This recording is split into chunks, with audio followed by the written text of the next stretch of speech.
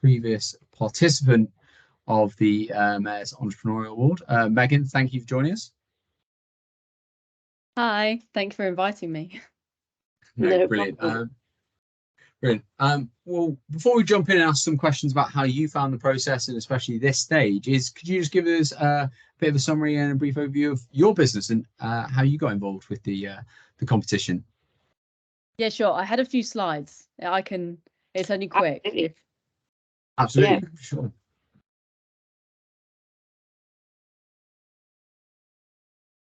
There you go. Can you see those? Yeah, perfect. Yeah. I won't go on for too long. I'll allow you to ask as many questions as you want after. So we're Team Repair and we won the Environmental Award last year. So I'm one of the co-founders and now the CEO as well. So last year as a team, we looked into the e-waste crisis and we found that 580,000 kilograms of e-waste was thrown away in London alone, which is equivalent to 300 black labs, like the weight of 300 black labs. So we were amazed by this and we wanted to solve it. And talking between the five of us, we found out that when we were young, we loved taking broken things apart and seeing how they worked and tried to fix them. And it was these experiences that at a young age that allowed us to be more sustainable by fixing our products at home so we didn't throw them in the bin, but also inspired us to become engineers. But the problem is current education does not recreate these experiences and you can't learn these fixing skills in the classroom. So we created Team Repair. We are sending children electronic gadgets and it's their job to figure out what's wrong and how to fix them with the help of our app. As they take the gadget apart, they also explore the components inside, demonstrating concepts like electricity and motors in real life. We also have quite an interesting business model. So we partner with manufacturers to source their fully functioning but cosmetically damaged gadgets from landfill.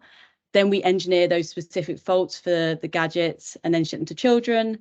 And once they complete the repair, they then send those gadgets back to us so we can use them again and again with lots of different children. So our three main USPs are that we're a sustainable subscription service with zero waste. We also teach applicable STEM skills using real products, and then we teach the life skill of repair. So just talk a bit about our journey through the competition. So this morning I actually looked at our application, so this time last year, and at that point we just really had an idea. We talked to a few parents, so we understood our ideal customer, and we tested a really basic version of our product with customers where we just shipped them kids a broken retro games console with a broken button and just kind of observed how that went. But we didn't really have a fully fledged product at all. And then during the Mayor's competition, we got lots of help on pitching. I'd say it's the best workshops we've had on pitching, and our 2-minute pitch is the best one, I'd say, that we've ever done. And also we got the chance to network with lots of different teams, which was so helpful in our journey to developing the business. And then we won the Environmental Award. This is a picture of us on the day. It was a very fun day. So the main perks after winning the Mayor's Award was that we got money, which was great. We also now have 6 months of mentoring, which is really useful. We have additional check-ins just to check with our progress to make sure we're up to date with developing the product. And you also get invited to socials and networking events with previous winners, which I think the main advantage for us, though, of winning the Mayor's competition is it gave us the confidence to apply for other things and that this could actually be a business. So since then, we've been really lucky to win other competitions. And I really think it's since we had that Mayor's stamp of approval on our product that allowed us to win more. So since then, we've been conducting user tests with lots and lots of children in lots of workshops in disadvantaged communities. And we have a big wait list building up for our April launch. So I thought of 3 top tips for applications. So number 1, definitely show the impact for London of your innovation. So all of our statistics that we used, we showed the impact for London, like the e-waste one I showed. We scaled that just to London's e-waste. Also have a very specific ask. This is more for the pitch. Say, if you can say, with your money, we'll do this, it's very strong. And also think big, show the true potential of your innovation if every person in the UK could use it. Yeah, so that's all just a quick spin of what we do. Yeah, I hope that helped. You can ask any questions. Lovely. Brilliant. Thanks, Megan. If anybody does have any questions, please just put it into the chat. We're more than happy to pass those over. I guess while we're waiting for some questions to come through, Megan, if you were to go through the process again, is there anything, do you think, that you might do differently next time? This is quite funny, actually, because it applies to your session quite well. I'd say with customer discovery, I wish we would have written out potential ideal customers first and really tried to find those ideal customers. So, for example, what I do now, we've gone through a bit of customer discovery again the last few months, is send the questions to the people first, especially for a B2B setting. And then that person can read through the questions and think, oh, am I the right person to talk to? And then worst case, they go, if they're not the person to answer those questions, they go and tell you another person in their department who could answer them. So that's been a big time saver, I'd say. Yeah. Absolutely.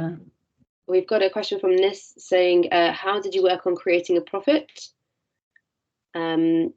I would probably maybe say as well, how did you have a plan, or did you know how long it would take in order to sort of become profitable? And was that part of your, I guess, presentation to the Mayor's Entrepreneurship Awards?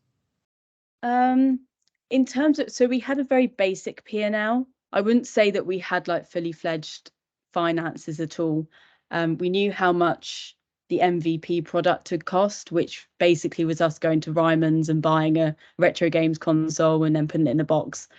And then from there, we found out how the maximum amount parents would be willing to pay for our product. And then we could work out a profit margin from there.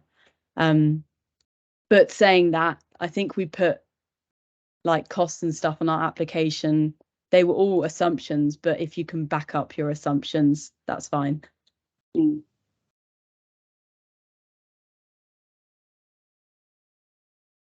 Any other questions from anyone? No. Okay. While we're waiting, then I sorry, Howard, if you got a question? Yeah, I was just going to say, Megan, so you're saying that you went around and redid customer discovery this time. So what do you think maybe stopped you the first time round, maybe doing it as much as in-depth as you've now realised and how important it is? To be honest, I think it was time. And we hadn't, because we were still trying to like finish our degree, we were trying to just like have conversations, but we didn't spend time planning the outcome that we wanted and the procedure we were going to go through first. So like you were saying with, I call it testing assumptions, but I think you said like testing hypotheses. Writing those out and then making sure you're testing those, so you're having the most efficient conversations. That's what I'll do again. Because you can have an hour conversation with someone, find out all their problems, and they'll be like, oh, but our product's not solving that. So you haven't really got anywhere. Brilliant. Yeah. So just kind of documenting what you want to go and find out those questions and then actually go and test them if you're limited on time. Yeah, because with everything, if you put, say, a few hours into planning it properly, then you'll probably spend a few hours along the way. Like you'll be more efficient with the process of interviewing them, so you'll save those hours in the future. Yeah, brilliant. Does anyone else have any questions while we've got Megan here, just about this stage or potentially how it grows, and or even about the competition and how you progress through the different rounds? As it's useful having Laura and I here, but we'll be back. Megan won't be, so please ask any questions right now. I think I'd like to ask a question. What was kind of the biggest challenge coming through all of this? Because there are several stages of of Mayor's Entrepreneur, and as you said, you kind of had an idea initially, and then through the different workshops and then the initial application, the semi-finals, the finals, what was the sort of the biggest takeaway, the biggest learning, the hardest thing that you'd tell everyone else to kind of like be wary of, kind of prepare for that?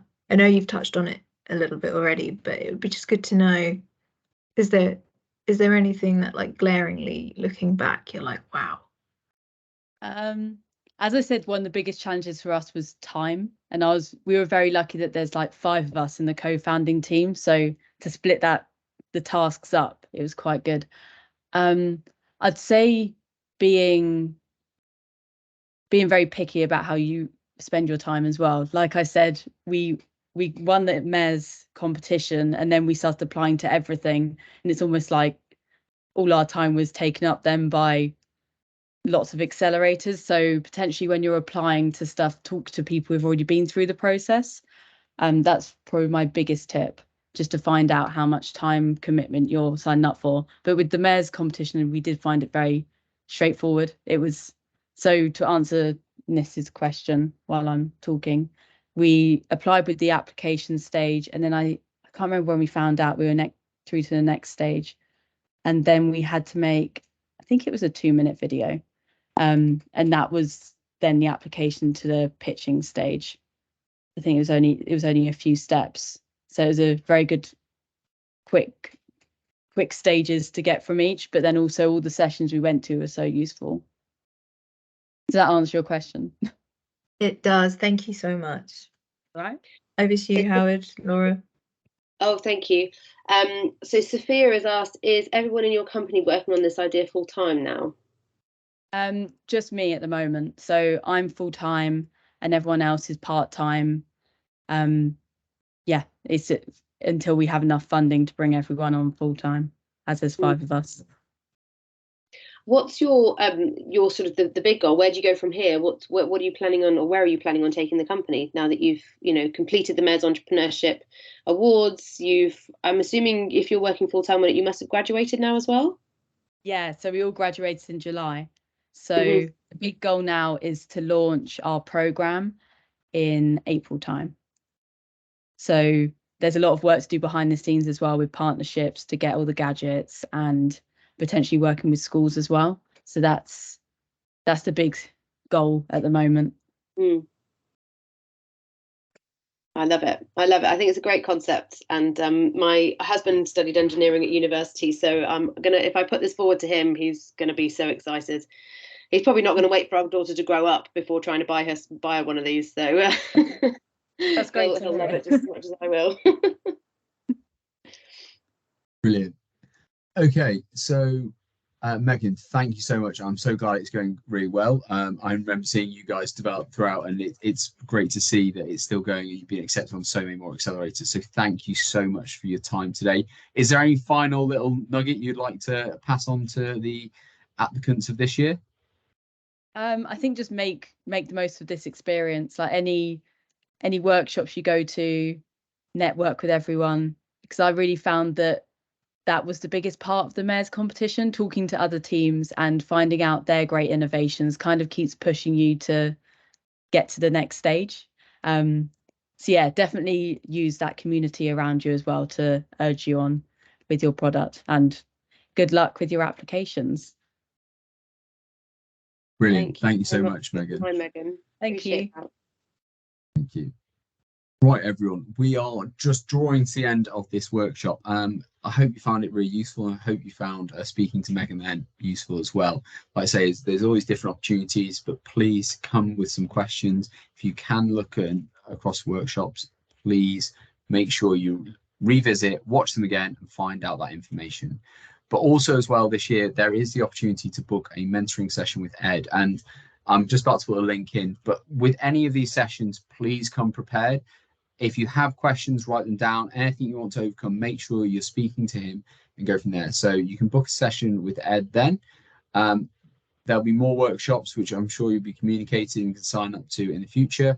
But yes, that's it for today. And it was lovely speaking with all of you, and see you in the future. Thank you, guys. Speak to you later.